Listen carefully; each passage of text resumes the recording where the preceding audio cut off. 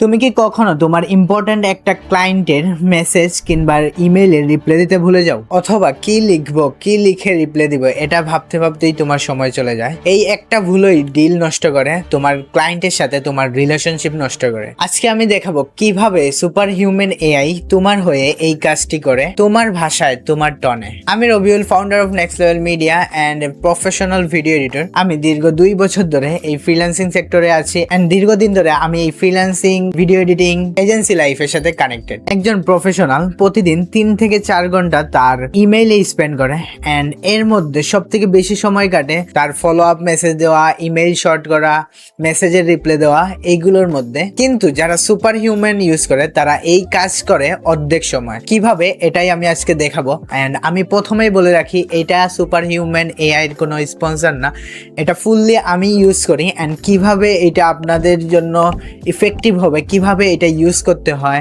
কেন এটা ইউজ করবেন, আজকের ভিডিওতে আমি সব কিছু আপনাদেরকে A to Z দেখাবো। অ্যান্ড এইটা একটা অ্যামেজিং টুলস।